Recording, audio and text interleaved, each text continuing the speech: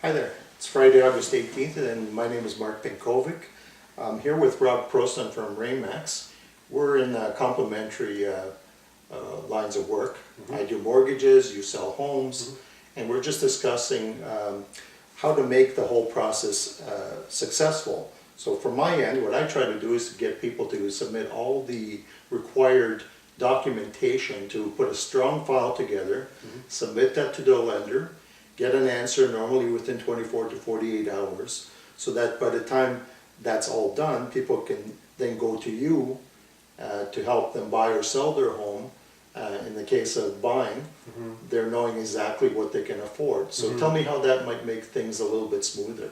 Well, the way that translates to my line of work, Mark, is it's pretty simple. When you go to put in an offer on a home, the less conditions that there are in an offer, the more appealing it looks to the seller. So if you're able to put in an offer on a home without that finance condition because you have that pre-approval done by your company, then they're one step forward, and in the event that there's multiple offers, there's a very good chance that you have a leg up on your competition. That's great. And just to point out, people can get those pre-approvals for locking in interest rates for 45 to 120 days. Fantastic. And at the end of that term, they can always extend it if they need to, but Great. hopefully not, because Yeah. they've got a great real estate agent, right? Exactly. Thanks, Mark. You're welcome. We're talking about what's happening in the real estate market today compared to the last year, the last 5 years. Rob, just go into a little bit of details with some numbers for us to put things in perspective. Sure.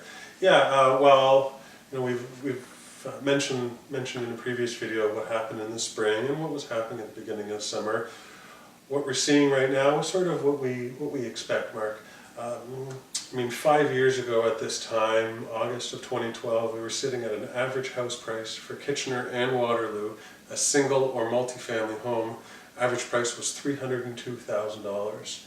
Move forward 5 years later, here we are on the 18th of August 2017, and as of last night, the average price for a single or a multi-family home in Kitchener and Waterloo has increased nearly $150,000. We're now up to an average sell price of $442,000. And how are people reacting to the market in terms of listings and prices and the whole psychology? Houses are sitting for a little longer. Like we discussed a few minutes ago, I'm now being told by several agents that their sellers are willing and open to accept offers that have conditions on them. Offers that are for asking, or in some cases below asking as well. So it seems like things are more balanced, more normal? They are. We're returning to a bit of a state of normalcy. We'll see what happens for the rest of the month. We expect things to maintain the same, and then things to ramp up like they typically do in September. It'll be interesting to see what's going to happen going forward. It will be. Right. Talking about the psychology of real estate, because there's so much emotion that goes into what happens with buyers and sellers. And forever up until recently in Kitchener-Waterloo, the normal process was for people to ask a certain price for a home. The buyers would come in and make offers, usually a little bit less than the asking price. And people would put in conditions for appraisals and financing and that sort of thing. And then more recently, because of what's happened with buyers from Toronto and that ripple effect, we've seen some really new things that a lot of people in Kitchener-Waterloo are not familiar with. Things such as bully offers, bidding wars, putting in offers or rushing to get in ahead of everybody by not having conditions for inspections, financing, etc. And that sort of peaked not too long ago. So what's happening here at the end of August 2017?